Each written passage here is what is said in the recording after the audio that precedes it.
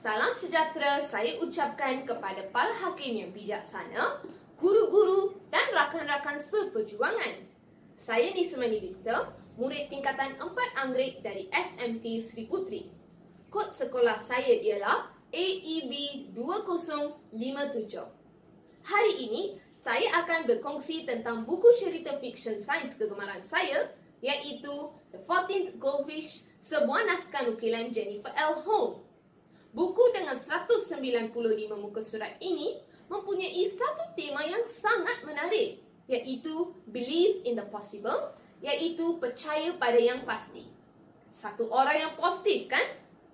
Cerita ini mengisahkan seorang kanak-kanak yang berumur 12 tahun yang bernama Ellie Cruz. Ellie ialah seorang gadis biasa yang tinggal bersama ibunya, seorang guru drama di sebuah sekolah menengah tempatan. Semuanya bermula apabila Datuk Ellie, Melvin, berada di bawah jagaan polis. Datuk Melvin ialah seorang saintis yang sentiasa taksub dengan keabadian.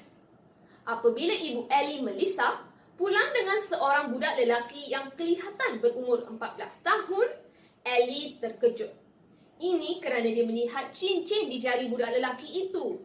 Ya, Ellie sangat positif. Budak lelaki itu ialah Datuk Melvin. Cerita ini menerangkan bagaimana saintis jenius ini menemui sebuah air mata air abadi. Para pendengar sekalian, sebelum itu, seorang penyelam Australia dari Filipina telah menghubungi Dr. Melvin Herbert Sagasti kerana dia tahu Datuk Melvin sedang menyelidik tentang obo-obo.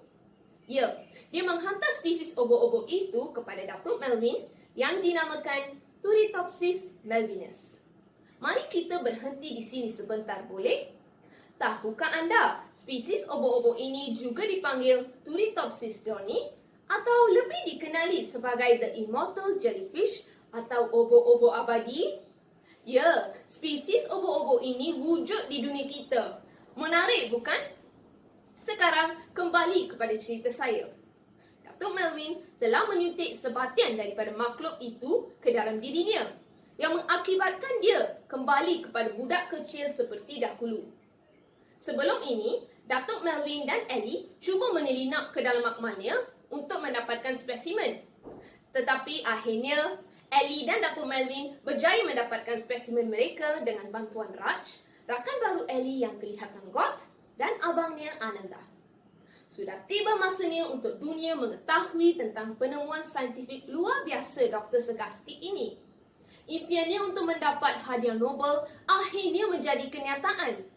Inspirasinya ialah Jonas Salk, saintis yang membangunkan vaksin polio, dan Julius Robert Oppenheimer, saintis yang mengendalikan Projek Manhattan untuk membangunkan bom atom. Walau bagaimanapun, semua itu tidak akan berlaku kerana Ellie memujuknya bahawa kelangsungan hidup mesti diteruskan kerana ia adalah kitaran hidup. Datuk Melvin berputus bahawa dia akan mengembara ke seluruh dunia untuk meneruskan kehidupannya. Para pendengar yang bijaksana, tidak dinafikan watak kegemaran saya dalam buku ini ialah Datuk Melvin. Datuk Melvin mempunyai minat terhadap sains yang saya sangat kagumi. Malah, dia juga mempunyai 2 PhD. Sebagai seorang saintis, dia sentiasa menggalakkan cucu kesayangannya Ellie bahawa ia tidak salah untuk gagal, tetapi jangan sesekali berputus asa. Cuba fikirkan, jika tiadanya saintis seperti Jonas Salk, Robert Oppenheimer dan Marie Curie, kita tidak akan dapat menikmati kehidupan kita seperti hari ini. Penemuan mereka telah mengubah dunia kita. Saya juga pelajari daripada buku ini bahawa sikap ingin tahu mesti wujud dalam dunia kita. Ia mestilah wujud dalam sanubari kita. Orang mungkin akan mentertawakan kita pada mulanya, tetapi apabila kita sudah berjaya, ia menjadi luar biasa. Dalam skala 1 hingga 10, saya memberikan skala 10 bagi buku ini. Buku ini mengajar kita untuk tidak memikirkan sains sebagai satu subjek, tetapi sebagai satu alat yang dapat mengubah kehidupan manusia. Pada pandangan saya, penulis telah menghasilkan satu karya yang hebat dalam menggambarkan keajaiban sains.